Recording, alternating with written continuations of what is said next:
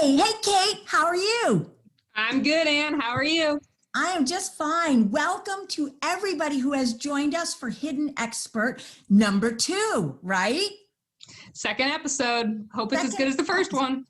It'll be even better. I know it will be. I'm very excited. And I'm very excited that everybody is here tonight. So I should start by saying my name is Ann Merchant and I work for the National Academy of Sciences. And you are? I'm Kate Sutter, and I work for LabX, and Ann is my boss. Wow. Today we're all just having a good time because it's evening. We've got cocktails. We're just ready to have a good time. Exactly. It looks like it's coffee in there, but I know it's not. I know it's. Okay, come on. No, I'm not that lame. So we always start to try to give you a little bit of context by not just saying that we work for this place called the National Academy of Sciences, but my job is to at least tell you a little bit about what the Academy is and does. So we are a private nonprofit institution in Washington, D.C. that was created by Abraham Lincoln. But that tells you a lot about the fact that we're kind of old, but we like to make sure that you understand that we're still relevant. We're still doing a lot of stuff today that makes a difference. So I actually went on our webpage today and I looked at some of the things that we've been up to.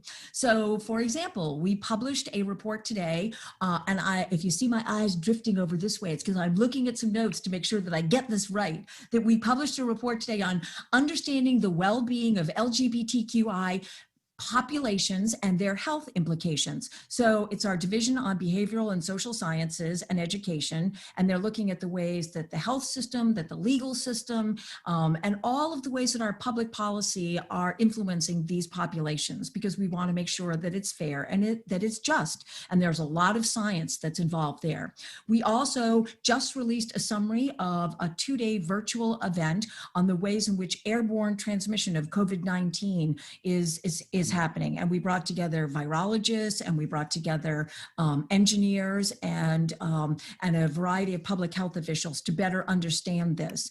And we had a committee in 2018 that looked at the ways that voting can be done safely and securely in a variety of environments. So we got the band back together now that the election is in full swing, and we wanted to make sure that we understood, will your vote count? Will it be done safely? And so there's a whole video colloquia that you can look at on that. So Abraham Lincoln had the right idea, and we're still doing all of those same good things 150 odd years later. But we want to make sure that there's other ways that people can access what we do. And that's what Kate works on at LabX.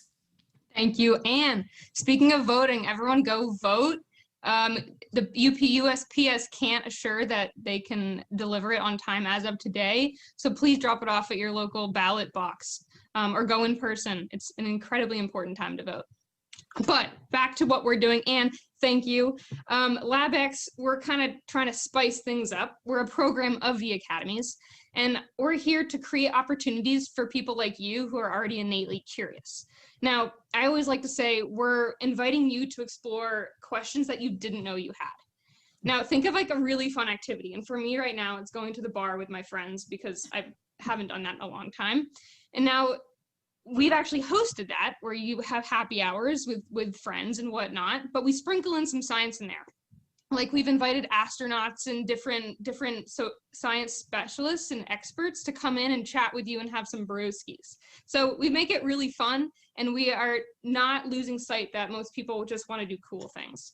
That's pretty much what we're up to. Now, speaking of cool things, our team actually just partnered with IndieCade for a game jam. And I at first did not know what a game jam was, but it's when we invite teams and individuals to create video games from scratch, which sounds nuts to me, but I guess people can do it out there. Now, we supplied them with scientists from the CDC, and they came up with over 44 accurate COVID-related video games. And one of my favorites is actually a game where they help a colony ship full of spacefaring cats deal with this mysterious disease outbreak. So it's all over the place, and it's a lot of fun. Check it out. Rick is going to be posting a link. You're able to play them all for free. We're here to make your life a little more fun, a little more spicy, and we love doing it. So that's what we do at LabX.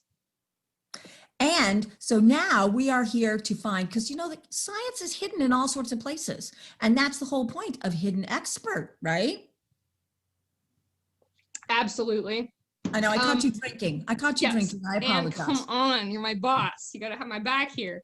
Yes, science is everywhere. It's hidden. I love thinking about all the little science pieces in everyday life, like how sidewalk cracks happen and earthquakes, which we do have a game about natural disasters called Extreme Event, which is also another fun one. But it's all about the hidden kind of parts of the world that we don't usually think about, but actually have science involved. So it's a fun way to look at life, and I encourage you to go on to LabX and see what else we're doing. We have some really cool projects in the pipeline that I probably can't share yet, but I know you guys are gonna like it. So I think that probably we're ready to get on with the show. We're ready to hand this over to Chris and say cheers to everybody. So go get your cocktail. All right, welcome Chris, our super MC host comedian. Thank you everyone for being here. Hi, thank you so much to Anne and to Kate, and thank you all so much for being here. I'm Chris Duffy, I'm a comedian, and I am your host for this evening. And here I am performing alone in my home through a computer to you, sponsored by the National Academy of Sciences, just as Abraham Lincoln envisioned so many years ago. This was the dream that he had when he started this. And we are going to have a great time today. So what we're going to be doing is we're going to see 4 stories. They're going to be incredible stories. They're all about a mystery theme. You're going to try and guess what that theme is. Then you're going to try and guess who is the scientist amongst these 4 storytellers. All the stories are going to be great. One of them is being told by a scientist. And then we're going to talk to them a little bit about their work. And yeah, it's going to be amazing. You're going to hear amazing stories. You're going to get the sense that a scientist could be anyone among us because we all have science within us. And you know, it's such a good time to be here and to be spending some time doing something fun and distracting. I think it's really important. I want to just reiterate that you should vote. Make sure you get out and vote. But it is also the spookiest of seasons, the combination of Halloween and election season. So it's good to take an hour for mental health and just have some fun and be at a show like this. So I'm glad that we are here with you. Now, we have people watching on the LabX website. We have people watching on Facebook. Wherever you are, we want to hear from you. This is an interactive show. This is the beauty of this being a live stream rather than just a pre-recorded show. So if you are on Facebook, comment, and those comments will make it back to us. You can ask questions at any time in the show. You can participate through those comments. If you are watching on the LabX site, make sure that you are not full screen, because if you're not full screen, then you will be able to chat in the chat. And you will also be able to participate in some of our polls. So we're going to put up one of those polls now just to test that you have the ability to do it. If you're on Facebook, you're just going to be commenting. This poll is not going to pop up. But let's see if this practice poll comes up for you, and we'll see what answers people give. This practice poll, the possible answers are: I have no idea how to use this poll. I understand now. Okay, it's a poll, one has to be correct, or I am a poll master. So let's just give you a second. Let's have those answers roll in. If you are saying I have no idea how to use this poll, but you've selected that, congratulations. By saying you have no idea how to use the poll, you figured out how to use the poll. Now, if you are saying out loud, I have no idea how to use this poll because the poll did not come up at all, that is a slightly bigger problem, but it's actually not a problem at all because you can just participate by commenting, or you can just watch the show and have fun. It's all very low stakes. We are just having a good time together. Okay, I think that is all the business that we have. I'm so excited about tonight. We're gonna have a great time. You can see right on the bottom there is how the games are going to work. You're gonna watch these pre-recorded videos. We're gonna talk to the incredible storytellers. Then we are going to guess what the theme is, and then we're going to guess who the expert is, and then we're gonna have a little Q&A. So we are ready to get started. Let's bring in our first storyteller, and we're gonna watch this pre-recorded video, and then we're gonna ask her some questions. Here is Nadia. Christina knew I didn't like David. Nobody in our family did, but I was the most vocal about it for sure. David's the kind of guy who lived at home with his parents and played lots of Xbox Live and never learned to do his own laundry until well into his mid-30s. So I'm certain that my distaste for him was absolutely the reason why Christina didn't choose me to be a bridesmaid in their wedding. It's nothing personal, she said. It's just that we have room for Brian, our brother, to be a groomsman, but if you're a bridesmaid, it'll just be uneven. Utter bullshit, in my opinion. But I wasn't stoked about this wedding in the first place, so I wouldn't be devastated to not have to buy a bridesmaid's dress I'd never wear again, or walk down the aisle with one of David's stoner friends. But I still needed an outfit to wear, and I'd been a little bit crafty that spring, so I decided to hand sew and dye myself a wedding outfit. I did a little ice dye tie-dye, think Monet's water lilies, in similar shades to Christina's bridal party, navy blue and eggplant purple. I thought I looked really nice, like the younger sister in 10 Things I Hate About You, getting ready for the high school dance. But the day of the wedding, my father and my cousins took one look at me and went, "Oh, no, you tie-dyed this? Nadia, don't make this day all about you." All about me, the girl who was banished to the table at the back of the venue while the rest of my family sat up front. Yes, making the day all about myself. Try as I might to convince them to let me wear my outfit I worked so hard on, they wouldn't budge, insulting my weeks of work, and they made me change into the first outfit they could find in my childhood bedroom. My junior prom dress. Floor-length, salmon, polyester gown. That's what I was allowed to wear, and it fit, so I put it on and forced a smile and held back embarrassed tears. After the ceremony, I snuck away to change into my original creation. When I left the stall, I was spotted by my sister. She looked at me and she said, "Oh, this is what you were gonna wear?" Well, we thought it was gonna be way worse. Neither one of us trusted the other's vision. Wow, Nadia, incredible. And I have to say, what do you think the chances are that David and Christine are watching right now? I would say slim to none. Okay, great. That feels good. This feels like it would be quite a revelation for them potentially to watch that. Oh, everyone knows how I feel. So David hasn't spoken to me or looked me in the eye in years. So who cares? In that case, I think you have a beautiful video to send as an anniversary present next anniversary. It's a perfect gift. And I think that anyone who makes a multiple costume changes at a wedding as the guest is already just you've won. You've clearly won already in that sense. Yes. If you have other questions for Nadia about that story, please be sending them in the comments. We're going to have a chance to ask her and all our other storytellers later on. Please type those in. Nadia, as is clear, will reveal any of her deep, dark secrets about tie-dye, about family dynamics, any wedding etiquette, I feels like, right? Mm-hmm. So yeah, any of those questions. And remember, you're also trying to guess what is tonight's mystery theme as well. Nadia, thank you so much. Thank you. Thank you. And now, let's go to our next story. Our next story is coming from Patrick. Oh no, yes, that's right, Patrick. So my whole life, this has happened to me, where people come up to me and say, "What are you? Like, where do you come from? Where the parts you have that are pieced together on you don't seem to come from anywhere obvious. No country or origin or group or ethnicity that I can like place, except." I was younger, maybe like 15 years ago, and I was traveling in Morocco. And multiple times, unsolicited, men, always men, would come up to me and say, "I just want you to know you're from here. Like, I just want you to know you're Moroccan." So it actually, like people wonder about what the definition of home is. Sometimes it's like what you imagine when you're tired in the middle of the afternoon, like where you imagine taking a nap.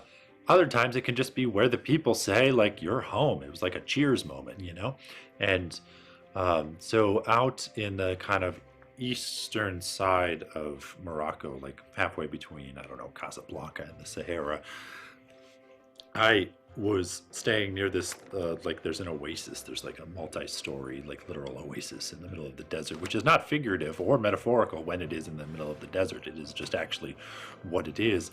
And a large group of people had gathered, and those people were effectively gathering together into a riot. And so I ended up kind of confused and curious, finding myself on the outskirts of this. And this man came up to me and he said, "Are you from San Francisco?" I'm like, the local pharmacist. I kind of recognize you from around town. And so it's this funny thing, like right when I had felt like I had found my place, I was reminded still even then, like that I wasn't from here. Patrick, you are from here. I want to let you know you are from right where you are right now. Thank you. I know you don't mean it, but thank you. well, Patrick, the irony is you're not even broadcasting from your home at this moment. So you're not from there. Yeah. I don't know how or where to define home. No, these are someone else's books. This is someone else's lighting. But they know you're there. You didn't just break into someone else's house for this particular event. Correct. Yeah. Yes. Okay. Good. I have a temporary lease. So I love so much that people came up to you and said you are from here, and I also love that the person who was deputized to tell you that he recognized you from San Francisco is, I'm kind of a big deal here. I am a pharmacist. I love that. Yeah, absolutely. I mean, I think it was meant to indicate the like high capacity and frequency with which maybe he sees people. Yes. Yeah, it did somehow matter. It deeply mattered to the story, the detail. No, I love that. It's fantastic. He's like, you're not from here, and something you eat will bring you back here. I promise you that. I had a similar experience once in a taxi cab in Greece, where the guy was like, "So where in Greece are you from?" And I was like, "Oh, I'm not Greek." And he goes, "But you have a Greek head." Very upset that I was not of Greek origin. So I relate to you. Perfect. You're a perfect candidate for the CIA. You could fit in anywhere. Or perhaps you're a mystery scientist. That is for the audience to decide. So if you have questions for Patrick, if you have questions about that story, if you have questions about him that you think will help you to decide if he is tonight's hidden expert, please ask those questions. And remember, what is our hidden theme? There's two things you're trying to figure out. Patrick, thank you so much for the story. We're going to have more from you later. But for now, let's go to our third storyteller, Tristan. My hands were shaking as I picked up my cell phone and typed the number in. Kaiser Permanente Hospital, how can I help you? Yeah, hi. I am coming in an hour or so to have a baby. Okay, sure, no problem. And what is your name? Well, I'm actually not calling about that. I'm calling because I'm a man. Oh, okay. Well, was there something you wanted specifically? Yeah, I would like to talk to your head nurse. She put me on hold. I waited and waited and waited, imagining what the conversation between the two of them, the nurse answering the phone and the head nurse, might be. Yeah, this guy's on the phone. He says he's coming in to have a baby. I don't know. A very friendly voice picked up, and she told me she was the head nurse. How could she help me? I said, yeah, I'm a transgender man. I'm coming in to give birth in your hospital today, and I just want to let you know that that's happening, and that I'm putting you in charge of making sure that all of the nurses, the people that come and change my trash or bring me food, everyone is ready to welcome me, because I can't be educating everyone about the basics of being transgender at the same time as actually trying to bring a human into the planet. Is that something that I can count on you to do? She said she could. And my partner and I were welcomed with open arms by an incredible team. We're very happy to support their first ever transgender man giving birth in their hospital. And in fact, the best moment was when I hit the lowest point in the middle of the active labor, right before pushing. I turned to the midwife, and she got down nose to nose with me, and she said, "You are doing a great job, the best job. No one on earth is doing as great a job as you are right now." And in that moment, I thought she was right. I was a man having a baby. I had done what many other transgender men had done, of course, and also in my own way had found a way to blaze my own trail, to break the rules, to have a baby. About 25 minutes later, my baby Leo Murray Chaplow was born. And I was never the same again.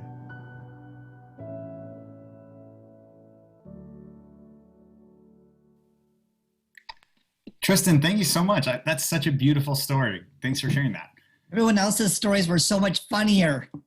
No, it's fine. memo. Yours is deeply touching. Can I ask, how old is Leo now? He's 3. Oh, that's great. And have you ever gone back and talked to the nurse or any of the staff at the hospital since then? I feel like they would really appreciate this story. Actually, I was at a baseball game with one of my older kids, and a woman comes up to me and is like, "I know you. I helped you have your baby." And I was like, "Oh my God, my baby's here."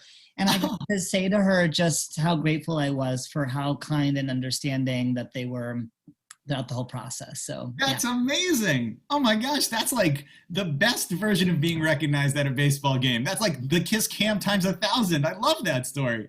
Yeah, really cool. Oh, that's really fantastic. Okay, well, if you have questions for Tristan, put those in the chat. If you have, a lot of people are putting in some thoughts about what the theme might be. I'm seeing great answers come in. So keep putting those in. And in the meantime, we're going to have our fourth and final storyteller, and then we're going to bring everyone back so that we get to ask them your questions. So let's hear from our fourth storyteller, Ricky. So many years ago, when I was 18, I got accepted into Georgetown University, and I was convinced I was going to go into politics and I was going to change the world, do the greatest good for the greatest number. It took maybe a week of political science class when I was sitting next to my richer, better connected classmates, talking about their internships for the summer that their parents had already lined up. When I looked around and I saw everybody had boat shoes, like it was some sort of unofficial uniform for the university. And it was this that kind of set me on a path of not feeling like I fit in, like I came ill-equipped for this endeavor. Then I got my first D. So I said, maybe it's time to switch majors. And I still graduated, and I still stayed in DC thinking, somehow I'm gonna help people. I moved into a basement, and that's when I met a tetuhatis, Tutu for short. The day I was moving in, I saw her poke her head out of her door, and I introduced myself. She didn't say anything, she just kind of squinted and nodded and frowned, closed the door. And it was a few days later when I saw her standing out in front of the building, groceries in her hand, and she said, "Rick, right?" I said, "Yeah." "Can you help me with these groceries?"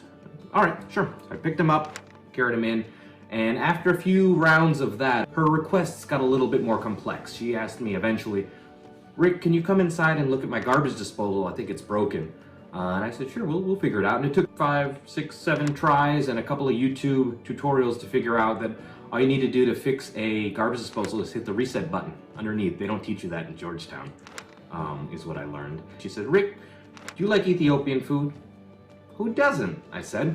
I thought she was just making conversation, but much to my delight, she said, "Good, because I made you some." She came out with a huge thing of goat tibs, tons of injera, enough for like a week worth of food, and that's when our relationship switched from the transactional to the collaborative. We set up a Sunday food swap and tech seminar, as I called it, where I taught her how to send a photo from a phone and how to clear out her spam folder, and I assured her that no Nigerian prince is hurting for $200, so she could just delete those as well. And it was this phase of my time in DC that really helped me make peace with not fitting in with the Georgetown boat shoe crowd. It was okay for me that I wasn't in politics. It was okay that I wasn't helping a million billion people. I was feeding one person, I was clearing one spam folder, and that single impact still mattered. Ricky, an incredible story. I love that story as well. Do you still see her? Are you still in touch? Yeah, we still communicate frequently. She still won't give me any secret recipes. Okay. So I guess I have to do even more manual labor for her to get there, but I'll do it. I'll get there eventually, I'm sure. Listen, that's important. You got to keep your leverage. She knows that the delicious food is how the tech. She's worried that I'll stop helping. That's incredible. What's the best meal that you've had? So she invites me to Ethiopian Christmas. It's in the middle of January every year, so it's me and like 8 of her friends, and they just talk in Amharic, and I just sit and smile and just keep eating. I don't know what anything's called, but it's the highlight of my January every year.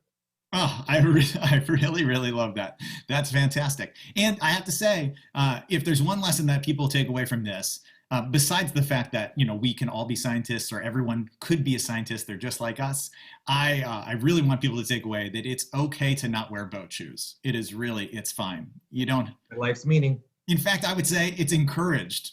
But I also want to say you're looking really sharp, and if I would vote for you, I would vote for you. If I were running, I would take the vote. Okay, well, thank you. That's a perfect exchange. This is almost our version of me giving you delicious food. Well, Ricky, we're going to see you again in just a second. But first, I'm going to say goodbye to you so that we can guess what the mystery theme is. So thank you so much, and we'll see you in a second. Okay, you've heard all 4 stories. What do you think the theme that ties them all together is? Last episode, it was going viral. That was what tied these stories together. That is not tonight's episode. Tonight's episode is something different. We have some great guesses. We have family. Not that, but that makes sense. We have being unique. We have acceptance. We have self-love. Beautiful. These are beautiful themes that tie together the story. They are not, in fact, what the theme here is. We have family acceptance. Identity by appearance versus reality. These are all great guesses. Individualism. Fantastic. And we got a few that are the real guess. That's right. Tonight's theme is, as many of you got, standing out. That's right. Tonight's theme is standing out. These are all stories that touch on standing out. I know that I personally was, I feel like we already got so many wonderful facts and so many wonderful stories from these people. But let's hear from our 4 storytellers again. Let's ask them some of your questions, and there's still plenty of time for you to put more questions for any of our storytellers in the chat. And then after we've talked to them a little bit, you're going to guess, who do you think the hidden expert is? Which one of these people is actually a scientist? So let's talk to them. Hi, everybody. Thank you so much for being here again. So we have a lot of questions, Nadia, for you. And a lot of questions were along the lines of, why are you not wearing this great homemade tie-dye outfit right now? Yes, I threw it away because of trauma. Oh no! There's a lot of people gasping right now at home. A lot of jaws have hit the floor that this tie-dye outfit has been tossed away. Do you feel better about it being gone, or do you pine over that? I pine over it because I sewed really impressive pockets and pleats on the culotte. They were pleated culottes. Oh, you hate to hear about a pleated culotte getting tossed. That's really one of the worst things you can learn of. That's horrible. Nadia, some of the other questions here are, what is ice tie-dye? Okay, so you dye with dry pigment powders, and you lay a thick layer of ice cubes on top of the garment you're going to dye. You dust the dry pigment powders on top of the ice cubes, and as it melts, it forms a watercolor effect. Oh, I can't believe it uses real ice. I thought it was for sure just like the ice color, but no, it's real. Just like the vibe. Fantastic. Okay, well, I'm sure we're going to have more tie-dye questions for you later. But first, let's hear some questions for other folks. Ricky, there's some folks who want to know, what are those medals behind you? Don't worry about those. Okay. 5K, 10K, participation trophies in DC. Everybody's run a race. I know. I said that Patrick was a good candidate for the CIA, but certainly anyone who answers that question, don't worry about you did, is a perfect candidate for the CIA. Right. Running 5Ks, 10Ks, very impressive. Also, we're getting a clarification question here, which is, this feels like it might have come from a Georgetown alum. Someone says, why didn't Georgetown teach you about garbage disposals? A little defensive, I would say. Look at these white collar hands. All right. That's all I have to say to that. A lot of people don't know that. That is the official motto of Georgetown. Oya Saxa, white collar hands. Look at these white collar hands. Georgetown. It's etched on every building. That's right. Okay. Tristan, we have a question for you here. It is, you said you have other kids. How many kids do you have? Too many. Okay. No, I'm just kidding. I have 3 total. And so my partner and I actually adopted my partner's biological niece and nephew. They needed a place to live when they were little, 1 and 3. And so they came to stay with us. So we have 2 older kids who are adopted. And then we have little Leo, who's our biological child. Amazing. And we're also getting a question about your background, which is someone is saying that this is a beautiful backdrop you have. How did you achieve that? Oh, just my partner is like an incredible mural artist who does like painter's tape and then painting things in. And so we have these kind of geodesic kind of things all over our house. So yeah, I will pass it along. In a world made for Zoom backgrounds, this is like a perfect world for that. Mhm. Patrick, we have a very specific question for you, which is, are you Canadian? I've never done the 23andMe, so I have no idea. I only refer to whether or not no Canadian has ever said you're Canadian. That's all I know. Okay, so yeah, but I'm learning actually in real time. Tristan, you are Canadian. I am the hidden Canadian on this panel. So listen, if you were the person who you were like, whenever I know someone is Canadian, that's going to tell me with 100% certainty who the expert is, then maybe it's Tristan, because Tristan is the hidden Canadian. Is he also the hidden expert? Patrick, have you read any of the books behind you is another question we're getting. No, not a single one. I think about it like in like a carpentry shop. You know, you have tools around waiting for for a future project that you don't necessarily use. You don't use all your nails. Yes, that's a famous proverb, a famous carpenter's proverb. You don't use all your nails. We also are getting a question for you, which is business or pleasure in Morocco. That could help someone figure out if you're the hidden expert. So good question. Pure pleasure. I had gone to Spain to try to seek out the windmills that Cervantes wrote Don Quixote under, these 400-year-old windmills, and I just kind of got lost as the narrative arc matching the story would have commanded. Yes. I got lost and the wind blew me over to Morocco. Life imitating art. I love that. Patrick, we're also getting, someone is saying that the same thing happened to their wife, who later discovered that her family was indeed from Morocco, that she is from Peru, but her family had been originally from Morocco after she went to Morocco and they said, you are from here. She did a DNA test and turns out, or somehow did the genealogy and found out she was. Tristan, we're also getting one for you that is maybe more of a rhetorical question. How did you learn to make so many different facial expressions? Oh my God. Every picture of me doing a live event is mortifying because I look like a Muppet all the time. So I'm just a theatrical person.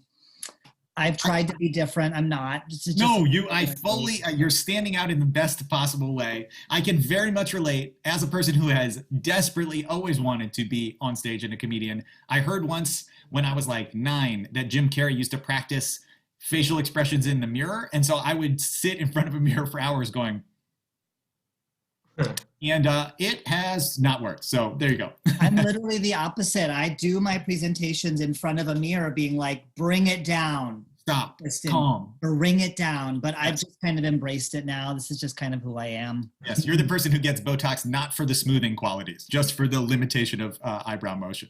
That's right. Ricky, we're getting a question here, which feels like it might be from someone who knows you. How well versed are you in the chemistry of cocktails? Is that Keith? I don't know. I used to be a bartender. I know that's Keith. I was a bartender right after college. Like many graduates, I didn't know what I wanted to do with my life, and I did not want to go back home and sell cars. We end up waiting tables. We end up bartending. We make a life. I love that. That's great. I love that for you. I love that you have a bar and so many medals from running, health, and fun together. You got to balance it. Yes. Okay. I think that we have enough information here now. So I think that you now know enough about each of these people to guess which of them is the hidden expert. Do you think that Tristan is a scientist? Do you think that Nadia is the scientist? Do you think that Ricky is the scientist? Do you think that Patrick is the scientist? One of them is our hidden expert. Now, if you are on the LabX site, you can vote in that poll now. If you're watching on Facebook, you can put it in the comments. Who do you think is our hidden expert? We are going to guess and find out who the answer is right now. Remember that if you're on the LabX site and you're not seeing the poll, it may be because you are full screen. So try to tap that down and then you will have the opportunity to do it. So we're going to find out who was the hidden expert. Last chance to get those guesses in, get those votes in. And the big reveal, our hidden expert tonight on standing out is Patrick. That is our hidden expert. Hello.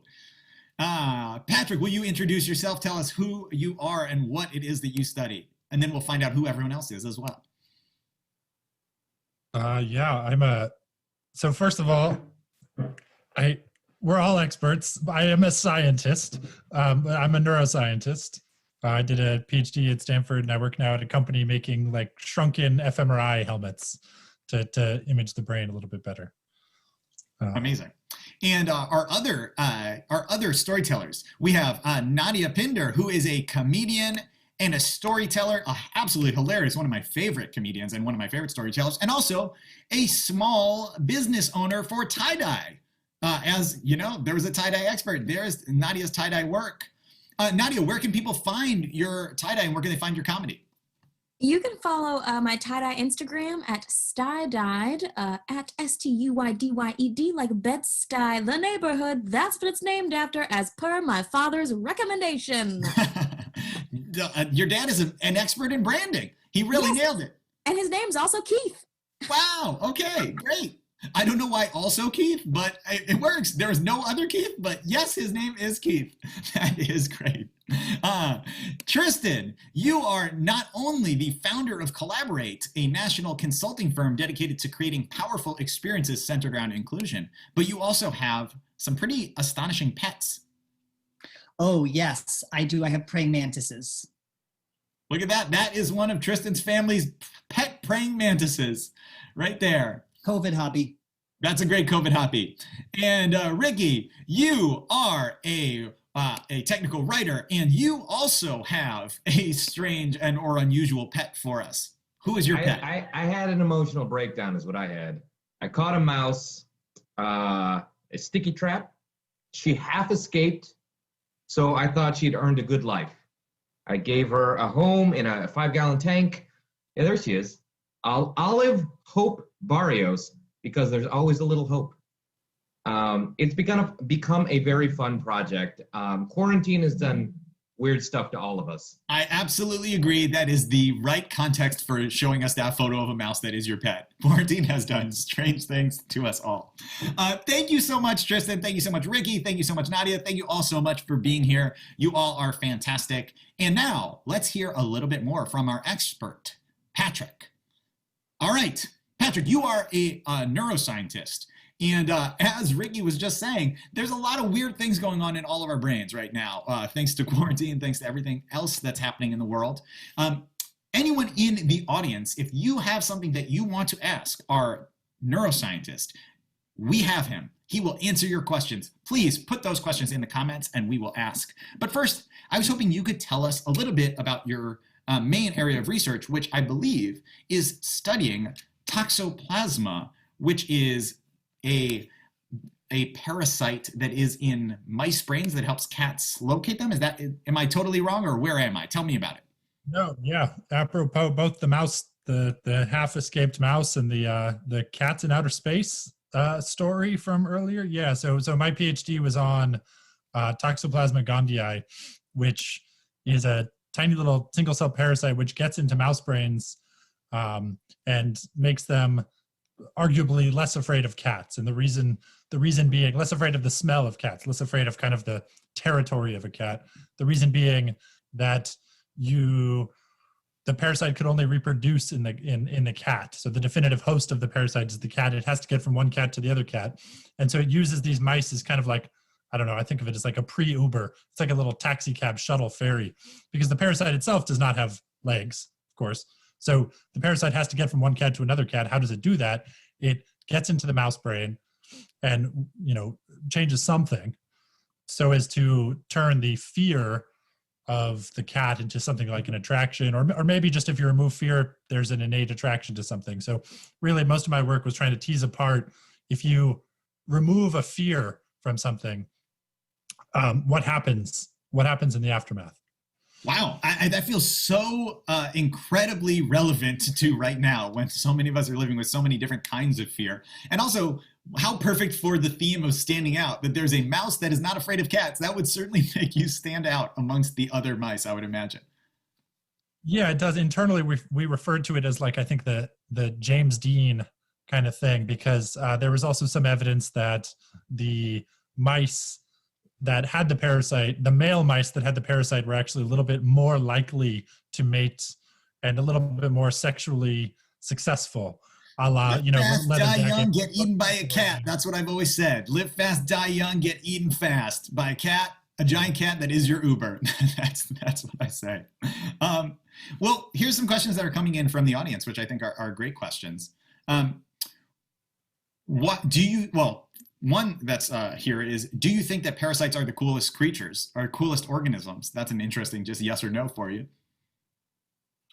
Yeah, absolutely. So in some sense, the part of what was so interesting about Toxoplasma in particular, so there are a lot of these. You can go on Wikipedia, you can find little articles. Every Halloween it comes up that, oh, the Alien film was about a wasp and cockroach parasite, or Ridley Scott and H.R. Giger had, modeled it after parasitic infections. The chest bursting scene is modeled after parasitic kind of life cycles. There are ants that climb to the tops of blades of grass. There are little crabs that get infected with the thing, and then it changes their behavior. So there's dozens, if not hundreds, of examples of this in nature, where you have parasites manipulating their host behavior. But Toxoplasma gets into a mammal, and that's what makes it different and special. Mammalian brains are usually so good at keeping these things out. Usually if something kind of makes its way into a mammalian brain, it's either going to kill it or basically just fail in its attempt. It's Mission Impossible style difficulty. And so the fact that this tiny little parasite could get into a mammalian brain, the fact that it can also get into human brains, so something like 20 to 40% of the world's population, humans, have this parasite as well. Wow, 20 to 40% of people watching this right now have this parasite in their brain. Probably. In the United States, I don't know the demographics of your viewership, but in the United States, I think it's around 15 to 20%. And then it'll change country by country to be much, much larger. And so the big question is, what the heck is it doing in there, right? We have no idea. We're not innately afraid of cats in any capacity. But one of the interesting things is that there's some evidence that the parasite doesn't just eliminate the fear of the cat, but actually induces some sort of attraction to the smell of the cat.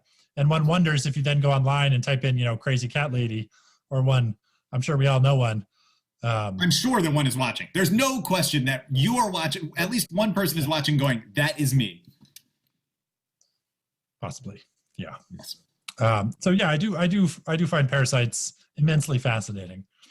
Does it change how you think about fear in general, in yourself, and at this, like I said, in this time where everyone is really afraid of a lot of things? Does your research change how you think about it? It doesn't actually change how I think about fear, but it does change how I think about the way that we try to explain our own behaviors and our own preferences. So, for example, let's say that one of these mice had, the expert capacity for human language suddenly, and you asked it, like, what does it think about a cat, and why did it start preferring the smell of the cat?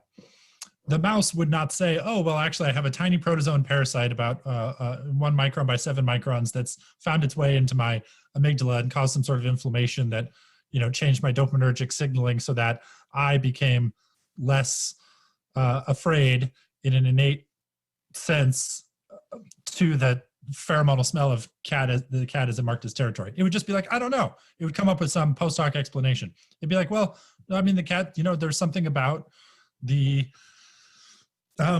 there's something in the air that makes me much more likely to like this cat right now. And so I do think that one of, to me, the most terrifying experiments in all of neuroscience was there was a teenage girl who was getting epilepsy surgery, and so when you do this, the brain does not feel pain and her skull was open, and the doctor was probing around and made her laugh. And the doctor asked her, why did you laugh? Or someone in the room asked her, why did you laugh? And she said, because the painting on the wall is funny. And then probed around some more, again, caused electrical stimulation that caused her to laugh again. Again, asked her, why did you laugh? Just minutes later. And she said, oh, because the doctor just told a joke. And so, none of those are the real reason she laughed. The real reason she laughed is because the doctor was probing the part of her brain that causes laughter. But the brain is so good at coming up with these stories. And so the thing that toxoplasma makes me worry about the most is that we don't have access, we don't have introspective access to our the thing that is shaping our motivations or preferences. If it is true that a human who gets the parasite ends up liking cats more than they should, they will never tell you that reason because they don't know that reason. And so that scares me on a deep level. Yeah, it's so fascinating to think that we have these behaviors that we believe we know the reasons for, and they're actually caused by something that's completely different than we were ever even aware of. That is fascinating.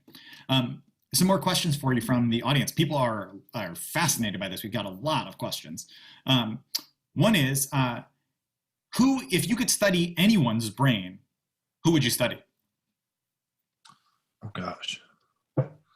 gosh. And I assume you're looking for a celebrity, but it would be funny if it was just, like the girl that you had a crush on in high school or something like that. I don't even know. No. There was a mummy in the Smithsonian. Okay. So for my postdoc, perfect Halloween answer. A mummy in the Smithsonian. Well, I tried to find. So after I did my PhD, I tried to find. I'm obsessed with this parasite, like absolutely obsessed with it, and I decided to, instead of studying it in the mouse, try to find the genetic traces of the parasite from ancient Egyptian cat mummies. So it can only reproduce in a cat. And so the ancient Egyptians mummified literally millions of cat mummies that are just sitting in Egypt. And so you can actually detect little traces of the DNA and therefore traces of the parasite in the cat. And so the big evolutionary question was, did they have the parasite back then also? Did ancient Egyptians worship cats as gods because of this parasite? That kind of thing. I mean, I think the answer is definitely no. They worshipped all animals. But the Smithsonian let me kind of dig through their Raiders of the Lost Ark style archives. And the guy was showing me around, and he showed me all these human mummies because he knew I was a neuroscientist, and he picked up a head, like a head. And I was like, oh my God, is the brain still in there? And he's like, I don't know. And he took the brain and shook it by his ear. And you could hear like a maraca. You could hear a little brain in there. So really my answer is that guy. Oh my gosh, that's incredible. Also, we got to hear, what's the noise? Like, can you do an impression of the noise that we would hear if you shake a little maraca head? No. Okay. Fine. I'm not going to force you. Here's a question for you: Is this the reason why pregnant people are encouraged to not empty cat litter boxes? It is, yes. So the parasite comes out through cat feces, and it's long been known that so.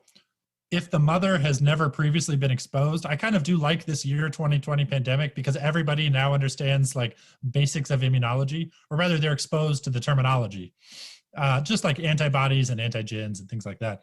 And so if a woman ends up having toxoplasma, she'll develop antibodies, and then she gets pregnant, and the antibodies will protect the baby, will protect the fetus. But if a woman gets pregnant with and then gets toxoplasma for the very first time, therefore she does not have the antibodies, the parasite will both go to her brain and the fetus's brain, which can be really, really problematic for the developing fetus. So yeah, it's the exact, toxoplasma is exactly why pregnant women are supposed to stay away from cats as well. You're not supposed to flush cat litter down the toilet. I know everyone thinks maybe that's just for like, oh, the workers at the plant don't want to deal with it, but it's because the storm drain runoff will contain this parasite, and it's decimating the otter populations, the sea otter and any mammalian populations along the California coast. Wow. So you're really, truly not supposed to flush cat litter. Okay, some more questions here. If the brain is here's a very philosophical one. This is like a late night in freshman dorm question for you, but in a good way. If the brain is so good with coming up with all of these stories, and our brains can be easily manipulated by electrochemistry, then do we really have free will? Yeah. Okay. So, and feel free to have a definitive answer that we can call you on later on if it's ever proven incorrect. Yeah, no, absolutely. I'm willing to go on the record. So there's a woman once who emailed our lab, and she was I believe middle-aged, and you know, it had been known that we were studying this parasite. And she said that she got the parasite when she ended up with retinal toxoplasmosis, which is like it had gotten into her eye when she was young. And she then had like she had lived her life multiple decades after, and she had had 2 divorces and like didn't get along well with her kids. And then asked in the email, was it the parasite? And so what I find so interesting about this is this kind of like narrative, you know, it's not just what I said earlier about how our brains are creating and controlling these stories. It's also about the kind of like narrative imprimatur we give to stories. And when we ask ourselves, was it us? Was it me, or was it the parasite? This happens a lot if you tragically, anyone who tragically knows anyone with cancer, they'll sometimes wonder, is it me, or is it the cancer? Is it me, or is it the parasite? Is it me, or is it my childhood trauma? Is it me, or is it the Twinkie I ate? You know, like in the law, you often have to ask, what are the kind of prior circumstances which led to present behavior? And it really does, I don't know. I mean, the way that I see will and free will is that we're just an accumulation of preferences. And so anything that can come in and skew our preferences can, yes, skew our will. But it's also the case that people behave very differently if they're hungry throughout the day. That, you know, like there's no, I don't see there's much of a there in terms of a truly static personality. We are always at the whim of our kind of circumstances and urges and needs, even throughout just the normal day. Like people are quite exhausted. They get one night's poor sleep and their cognition is affected the entire day. Where's will in there? It's obviously hidden. This is Patrick. Everything that you're saying is so fascinating, and I'm so grateful that you're here and that we have this conversation with you. And we're going to keep going into it, but just as a quick little palate cleanser question, someone is asking, are you doing an apartment swap with another PhD or very smart person? No, I'm in an Airbnb. Okay, so truly the least of a swap. I love that. Someone's saying, I heard that a vaccine is in the works against toxoplasmosis. Is that true? I don't believe so at all. So there's a difference between viruses, bacteria, and protozoan. And so toxoplasma is most similar to the malaria parasite, Plasmodium falciparum. And nobody has ever, as far as I know, come up with a vaccine for the protozoans. Protozoans are like the, they're hardy, like many of the most successful parasites that are kind of, you can manage the symptoms, but you can never get rid of them, are these little protozoans. I do think so. There's a USDA, so most humans end up getting toxoplasma from eating undercooked and infected meat. So what ends up happening is the cat feces is used as fertilizer. The fertilizer ends up in the grass that cows and pigs and goats and everything end up grazing on. They end up getting it. People end up not cooking their meat fully and ending up with the parasite themselves. So I do know that there's a huge agricultural push to try to vaccinate cows and goats against the parasite, simply to cut it off at the food supply. But it's extraordinarily difficult. I think very, very smart people have been working on it for decades. I hope there's one very soon. Well, this is, I just keep going back in my head to the fact that this is the perfect conversation for a couple days before Halloween. This is brain controlling parasites, zombies, we got mummies, we've got brains like maracas. It's the perfect conversation, and very eye-opening. Someone is saying here that they feel like from now on they're going to respond to any negativity with, is this me or is it the parasite? I love that. As people behave in a way you don't like. Maybe it's just the parasite. It's not that. Can I try to turn a light on real quick? Oh, please do. Yes. I thought that you were just for the vibe, slowly descending into darkness. Oh, that's much better. Look at that. Did that work? Yes, that's great. I thought that for sure this was a an artistic choice, but I think this is a It's metaphor. it's a metaphor for Yeah, my it's just a mood. metaphor. As time goes on, the parasite gets deeper and deeper into the laptop camera as well. Questions for you are, here's one. My daughter in college is considering neuroscience as a major. Would you recommend, and any advice? And then we're going to have time for one final question after that.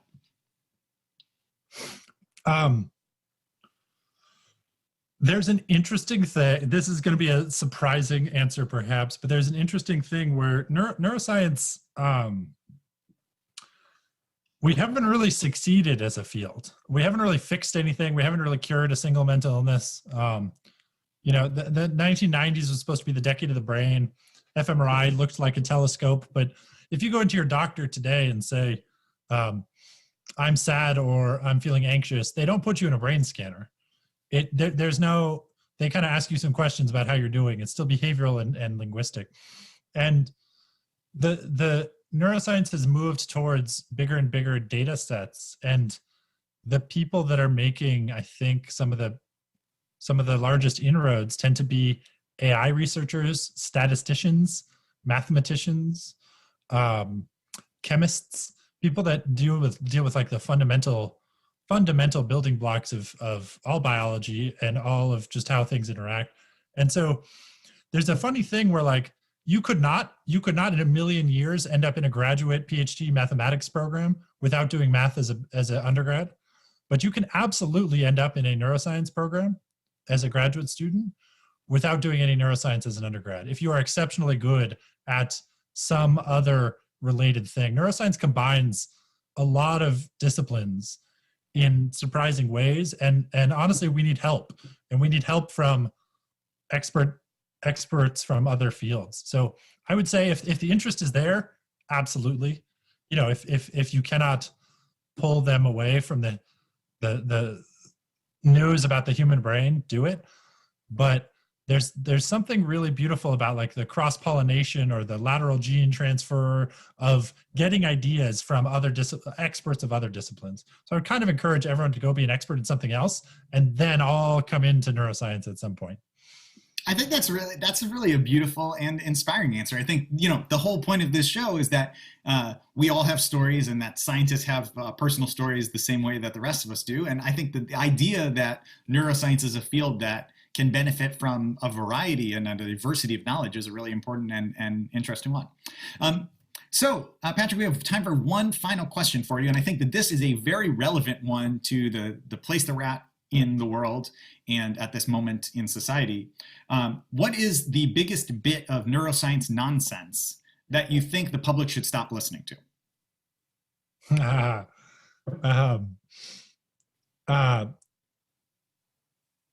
Oh, there's so many. It's so hard to choose.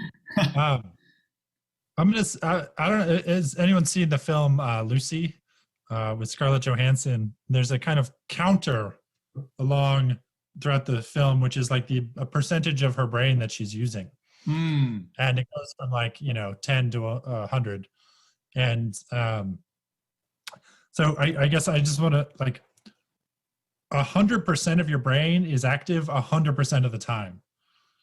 Like there's no such thing as like utilization of of a certain percentage, or if you take this pill or if you do this kind of training or anything like that. I mean, honestly, this is part of my grievance with the expert versus non-expert, scientist versus non-scientist kind of actual distinction, is that literally standing up, the ability to stand, the ability to speak, we are all like Michael Jordan level experts at the basics of what are the ability to see in an uncontested way. That is a skill that has formed since birth, where every single person's brain has not forgotten everything that has ever happened to it. Your brain has remembered everything that has ever happened to it.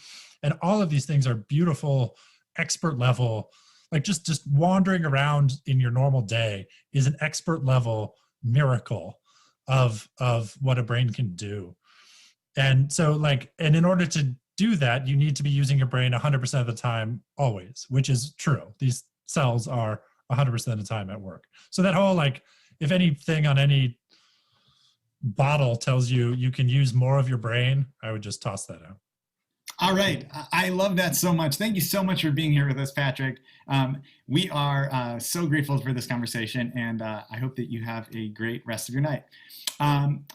Well, if there is anything that we could have learned from tonight, I think that I want everyone out there to take away in this time where it is full of anxiety and stress. Every single one of you, you are an expert level miracle just by walking around, just by doing whatever you're doing, just by figuring out how to log into this live stream. You are an expert level miracle, and it is possible that you have a parasite in your brain that is controlling you. So, you know, both are true. These things, we hold both at the same time, contradictions.